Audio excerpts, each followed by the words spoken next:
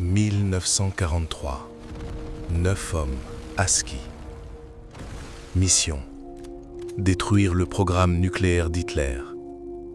Pas d'armée, pas d'avion. Juste eux, dans le froid norvégien. Ils ont réussi et sauvé le monde. Norvège, février 1943. Un plateau glacé, à 3000 mètres d'altitude. Là-haut, une usine qui fabrique l'ingrédient secret de la bombe atomique d'Hitler. 9 hommes vont tenter l'impossible. Ce soir. Depuis 1940, les scientifiques nazis travaillent en secret. Leur objectif, construire une bombe nucléaire. Pour cela, ils ont besoin d'eau lourde, un élément rare, presque impossible à produire, sauf à Vemork, la seule usine au monde qui en fabrique. L'usine de Vemork, perchée sur une falaise. Un gouffre de 200 mètres en contrebas. Un seul pont d'accès, gardé en permanence. Les bombardiers alliés ne peuvent pas l'atteindre. Le terrain la protège mieux que n'importe quelle armée. Novembre 1942. Les Alliés tentent une première attaque. 2 planeurs, 41 soldats. Une tempête les dévie de leur trajectoire. Les planeurs s'écrasent. Les survivants sont capturés et exécutés. La mission est un désastre total. Mais Londres ne renonce pas. Un nouveau plan. Pas de planeurs, pas d'armée. Cette fois, une équipe de 9 hommes, norvégiens, infiltrés à ski, dans le silence. 9 hommes, tous norvégiens, tous volontaires, formés par les services secrets britanniques. Ils connaissent ce terrain, ils y ont grandi. C'est leur pays, c'est leur mission. Le froid descend à moins 30 degrés.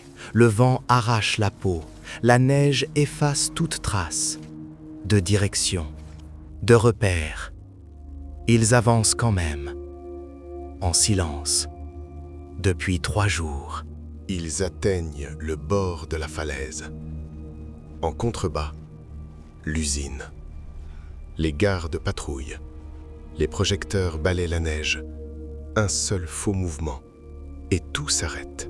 Ils descendent dans le gouffre, à main nue, sur la glace, remontent de l'autre côté et trouvent une entrée, un conduit de câble, étroit, invisible, parfait. À l'intérieur, le bourdonnement des machines, les cylindres d'eau lourde, alignés, silencieux. C'est là. La cible est là. Ils ont 10 minutes, pas une de plus. Les charges sont placées sur chaque cylindre, avec précision chirurgicale. Un seul garde se réveille. Il est neutralisé, sans un bruit. Le minuteur est enclenché. Ils ont 2 minutes pour sortir, pour disparaître, pour vivre. L'explosion retentit, sourde, précise. Les cylindres sont anéantis. 500 kg d'eau lourde, détruits en quelques secondes. Des mois de production nazie, réduits à rien. Ils disparaissent dans la nuit, à ski, dans la tempête. Les alarmes retentissent derrière eux. Les Allemands cherchent. Ils ne trouvent rien. Rien du tout. L'eau lourde est détruite. Le programme nucléaire nazi paralysé. Les scientifiques allemands estiment qu'il faudra des mois pour reconstruire. Des mois précieux. gagné pour les Alliés. Mas Hitler ordonne la reconstruction immédiatement. Les ingénieurs travaillent jour et nuit. En quelques mois, la production reprend. Les Alliés le savent, ils doivent frapper encore. Novembre 1943. 143 bombardiers américains frappent Vemork depuis les airs. L'usine est sévèrement endommagée. Mais les Allemands prennent une décision. Transférer tout le stock d'eau lourde restant en Allemagne, par ferry, à travers un lac. Le ferry SF Udro. Un dimanche matin, des civils s'abordent. Et dans la cale, les barils d'eau lourde. Dernière chance pour les résistants norvégiens. La nuit précédente, 2 résistants s'infiltrent dans le ferry. Ils descendent dans la cale, placent les charges, règlent le minuteur et disparaissent sans laisser de traces. Le 20 février 1944, en plein lac, l'explosion. Le ferry coule en 4 minutes. Et avec lui, les dernières réserves d'eau lourde nazies, à 400 mètres de profondeur. Pour Le toujours. programme nucléaire nazi est mort. Sans eau lourde, pas de bombe. Hitler ne le sait pas encore. Mais la guerre vient de basculer.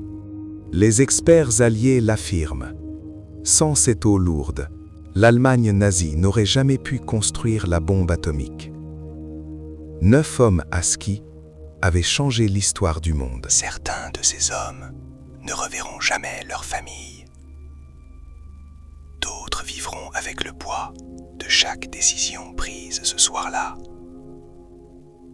Le ferry transportait aussi des civils.